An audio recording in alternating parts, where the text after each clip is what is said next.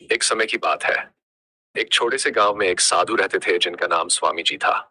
स्वामी जी अपनी साधना और ज्ञान के लिए पूरे गांव में प्रसिद्ध थे। लोग उनसे अपनी समस्याओं का समाधान पूछने आते थे और वे सभी को सही दिशा दिखाते थे।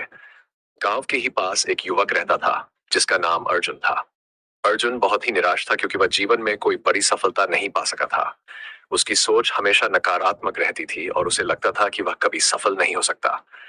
वह हमेशा खुद को कमजोर और असफल मानता था। एक दिन अर्जुन स्वामी जी के पास गया और उनसे अपनी निराशा के बारे में बताया।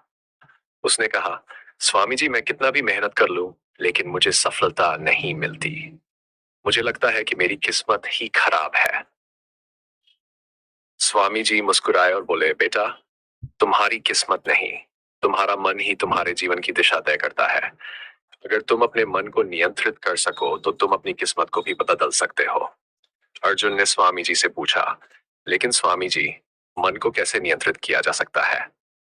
मन की परीक्षा स्वामी जी ने अर्जुन को एक चुनौती दी। उन्होंने कहा, तुम इस नदी के पास जाओ और वहां 3 दिन तक ध्यान लगाओ।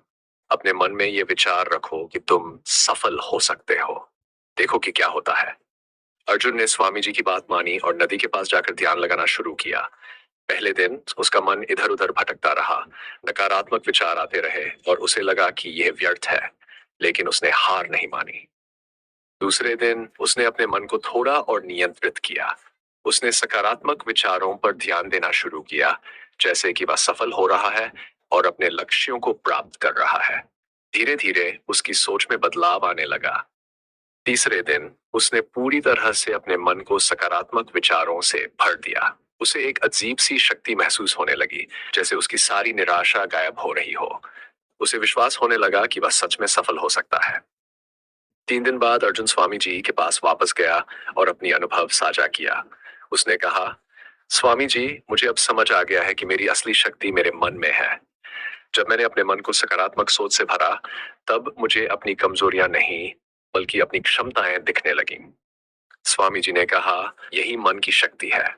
अगर तुम अपने मन को सकारात्मक और केंद्रित रखोगे, तो तुम जो चाहोगे उसे प्राप्त कर सकोगे। मन ही इंसान को कमजोर बनाता है और मन ही उसे ताकतवर बनाता है। इस कहानी का संदेश है कि हमारे जीवन में सबसे बड़ी शक्ति हमारा मन है। यदि हम अपने मन को नियंत्रित करना सीख लें और सकारात्मक सोच रखें, तो हम किसी भी चुनौती का सामना कर सकते हैं और जीवन में सफलता प्राप्त कर सकते हैं।